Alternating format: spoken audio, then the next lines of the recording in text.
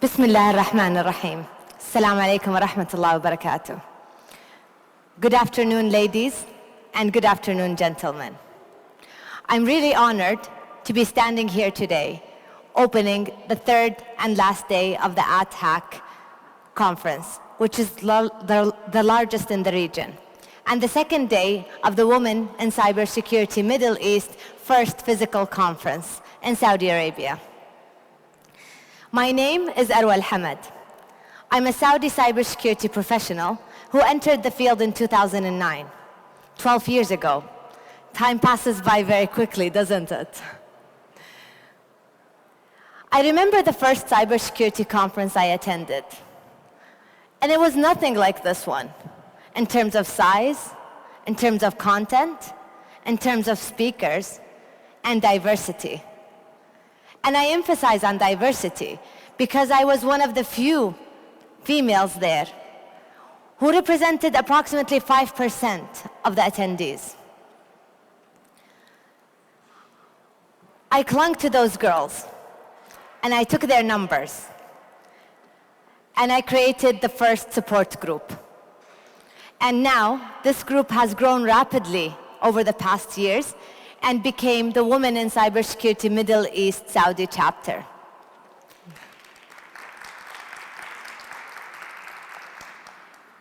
And it's being led by the next generation now. We passed it on to the next generation of the inspiring women in the field.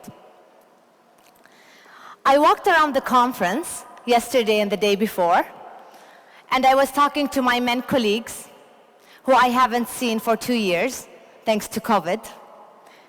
And they were actually asking me for men empowerment now, because they were blown by the number of women in the field and in the conference.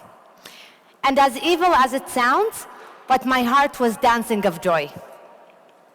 I can stand here and talk about how happy I am for hours, but I have a limited time for my keynote, so let's start with the keynote.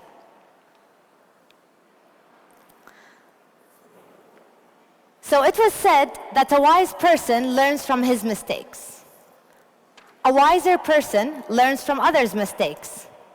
And the wisest of all learns from others' successes. The pandemic has hit the world in 2019. And it changed life as we know it. It changed us individually. And looking at that in the lens of cybersecurity, we can learn a lot how to improve our strategies and how to work collaboratively towards a resilient world. The pandemic was a nightmare, fighting the unknown and surrounded by uncertainty. Does this remind you of anything? This is exactly what we face in the cybersecurity field every day. The pandemic has taught us that what leaders need during crisis is not a predefined response plan. They need behaviors. They need a mindset that will prevent them from overacting on yesterday's developments and will help them look ahead. And this is what we need in building cyber resilience. Resilience is all about adaptability, flexibility, and continuous improvement. So I have created this model that shows how the world responded. It starts with the individual, and then the organization, the country, and the world. We need to work collaboratively on all levels. And that is the key. So if we look at this in the pandemic lens, we can see individuals are two kinds.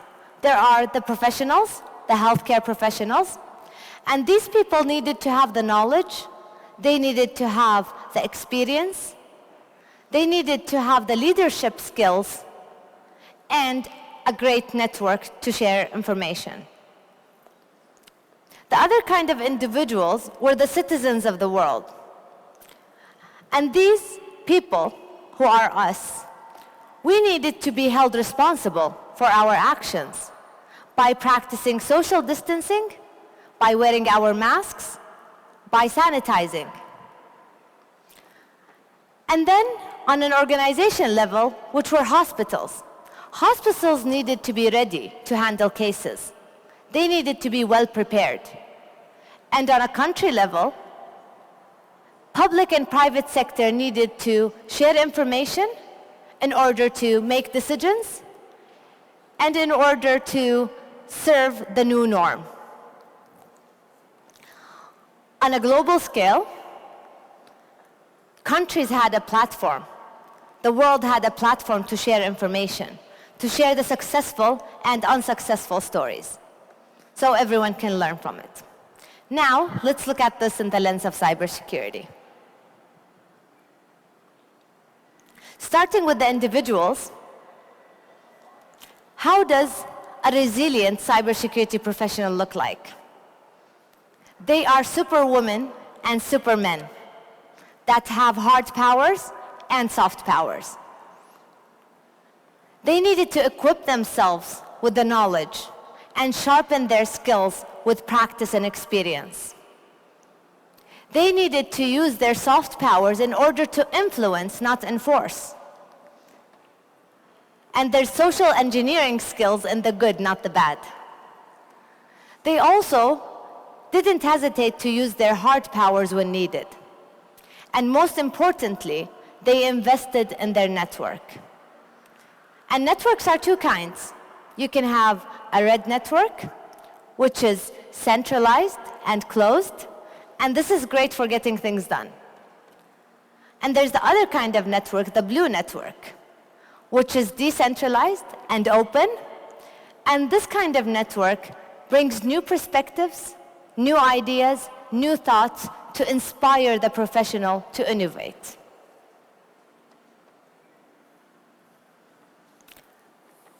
As users, we needed to educate them. Why? They are the target. They could be the weakest link or the strongest link. We needed to educate them with the best practices. And we need to make sure that we target all segments of the citizens of the world, from children to youngsters to adults to elderly. And all these segments, we need to equip them with the way of thinking rather than do's and don'ts. We need to educate them and make them aware about the impact and the threats around them. As an organization, resiliency starts with nailing the cybersecurity basics first. And we call it doing the common uncommonly well. And this includes patching vulnerabilities, detecting and mitigating threats, and educating employees to secure the business. We need to do this not once a year.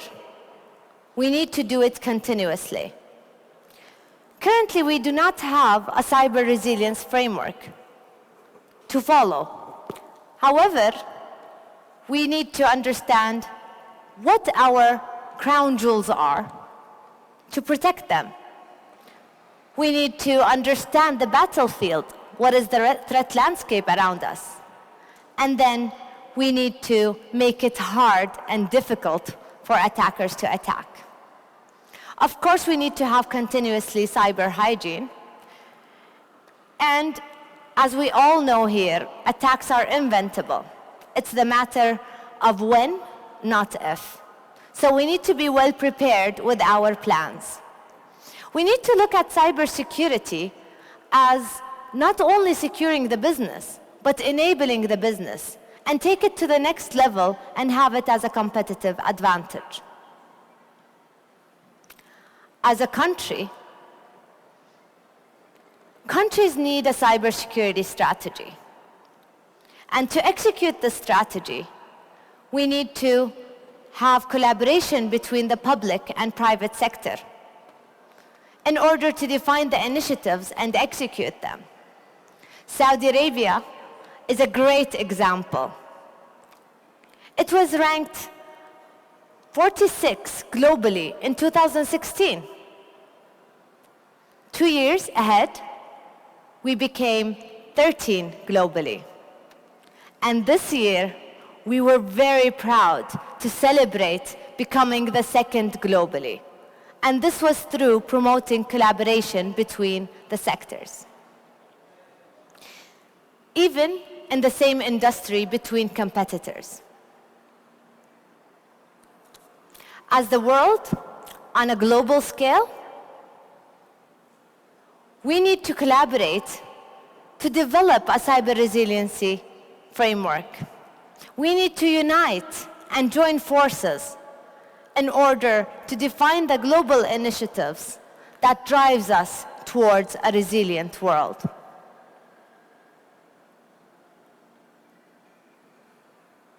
I am a huge and big believer in diversity and inclusion.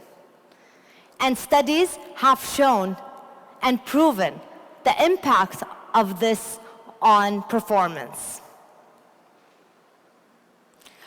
We have the Women in Cybersecurity booth outside. If you haven't signed up, please sign up. Or just come by and extend your support. What are you waiting for? Change starts with you. Thank you very much.